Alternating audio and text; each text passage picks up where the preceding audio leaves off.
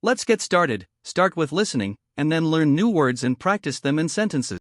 Ever pondered about the intricacies of the U.S. healthcare system? Well, buckle up, because today we're diving into the labyrinth that is American healthcare, and our first stop is understanding its structure. You see, the U.S. healthcare system isn't a single entity. It's a complex web of public and private sectors, each with its own set of rules and regulations. On one side, we have the public sector. This is largely funded by taxes and includes programs like Medicare, which covers people age 65 and older, and Medicaid, which provides coverage for some low-income individuals and families. There's also the Veterans Health Administration, providing care for military veterans, and the Indian Health Service for Native Americans. On the other side of the spectrum, we have the private sector. This is where health insurance comes into play. Most Americans under the age of 65 receive their health insurance through their employer, but others may choose to purchase it independently or go without. But let's not forget about the Affordable Care Act, often referred to as Obamacare. This legislation created health insurance marketplaces where individuals can buy coverage if they don't have access to it through an employer or government program. Now let's talk about the key players in the system. We've got hospitals and private practices, which provide direct patient care. Then there are insurance companies, which pay for a portion of that care. And of course, we can't forget about the government, which regulates the whole shebang and runs those public programs we mentioned earlier. So, you see, the U.S. healthcare system is more like a jigsaw puzzle with a multitude of pieces, each one playing a crucial role in the bigger picture. It can be daunting to navigate, and it's far from perfect. But by understanding the structure, you can better navigate the system. So stick around because we're just getting started. Next up, we're decoding the language of health insurance. Trust me, it's a wild ride. Health insurance is a crucial part of accessing medical care in the U.S., but it can be confusing. Understanding the jargon can help demystify the process. Let's start with premiums. These are monthly payments you make to keep your insurance active. Deductibles are the amounts you pay out of pocket before your insurance begins to cover costs. Copay is a fixed amount you pay for a covered service, like a doctor's visit or prescription. Your out-of-pocket maximum is the most you'll pay during a policy period for covered services. Now let's talk insurance plans. HMOs, or health maintenance organizations, limit coverage to care from doctors who work for or contract with the HMO. PPOs, or preferred provider organizations, allow you to visit any healthcare provider but offer lower rates for using their network. EPOs, or exclusive provider organizations, blend the two, limiting you to their network but not requiring referrals for specialists. Government programs like Medicare for seniors, Medicaid for low-income individuals, and the Affordable Care Act, available to all, also play significant roles. Comprehending these terms and plans can help you make informed decisions about your healthcare. Visiting a doctor involves more than just showing up for an appointment. When you need to make a doctor's appointment, the first step is to reach out to the doctor's office. This could be via a phone call, an online portal, or even an email. You'll need to provide some basic information, including your name, date of birth, and the reason for your visit. If you have health insurance, you'll also need to provide your insurance details. Once your appointment is scheduled, it's crucial to prepare for the visit. Write down any symptoms you've been experiencing, along with any questions you may have.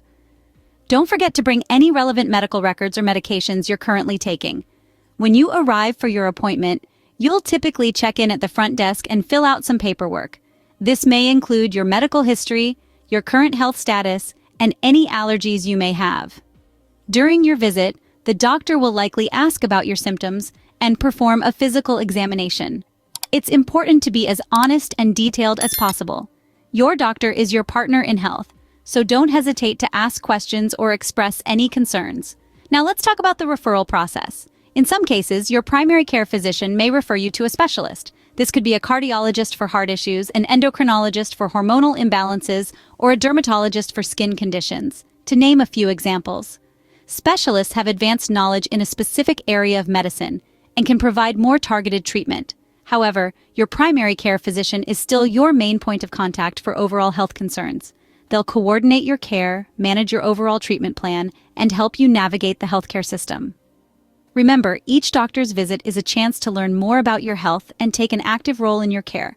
So come prepared, ask questions, and take notes. A successful doctor's visit begins with preparation.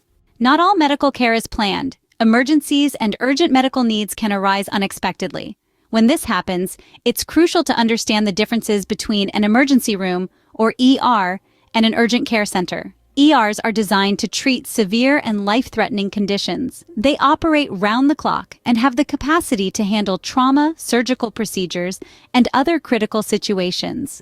Urgent care centers, on the other hand, typically handle non-life-threatening conditions that still require immediate attention.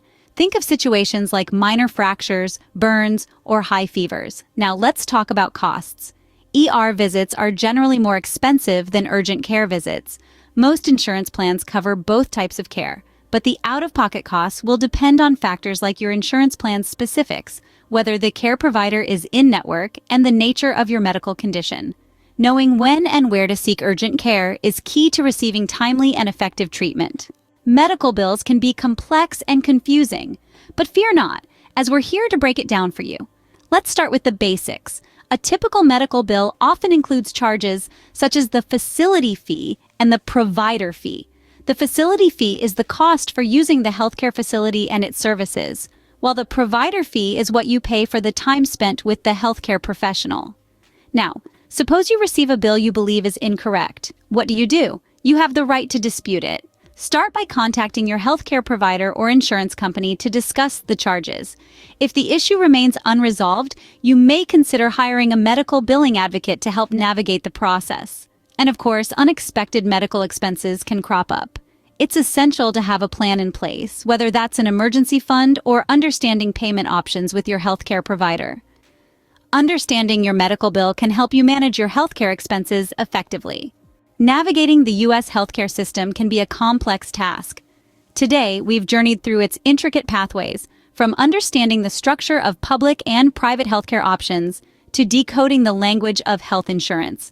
We've explored the patient experience, from setting up a doctor's appointment to discussing symptoms and treatment options. We've delved into the differences between emergency and urgent care and the costs associated with each. We've decoded medical bills, discussing common charges and how to dispute them. We've emphasized the importance of preventive care, patient rights, and responsibilities, while also shedding light on cultural considerations within the U.S. healthcare landscape. Finally, we've addressed the unique challenges faced by non-U.S. residents when navigating this system. Remember, knowledge is power, and understanding these elements can empower you to make informed decisions about your health and well-being. With this knowledge, you're now better equipped to navigate the U.S. healthcare system.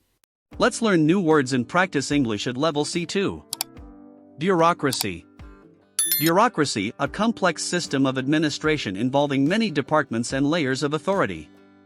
Example, navigating the bureaucracy of the U.S. healthcare system can be challenging due to its intricate regulations and procedures.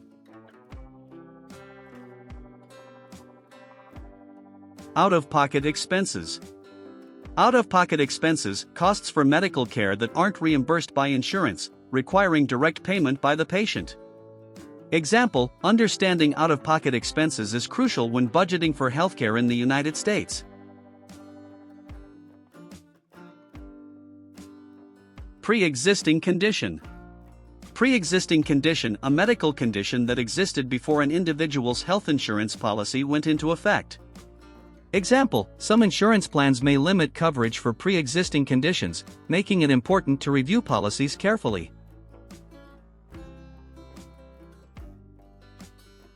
Network provider. Network provider, a healthcare provider who is contracted with an insurance company to provide services at a negotiated rate. Example, to minimize costs, patients should seek treatment from a network provider covered by their insurance plan.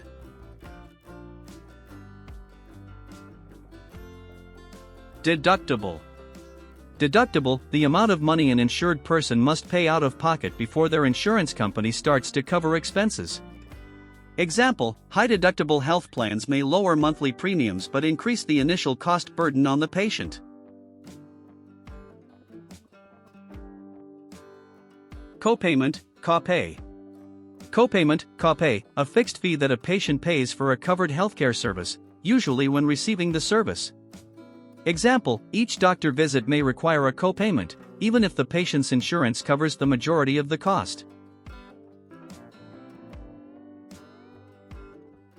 Health Maintenance Organization, HMO. Health Maintenance Organization, HMO, a type of health insurance plan that provides care through a network of doctors and hospitals. Example, HMOs typically require members to choose a primary care physician and get referrals for specialist services.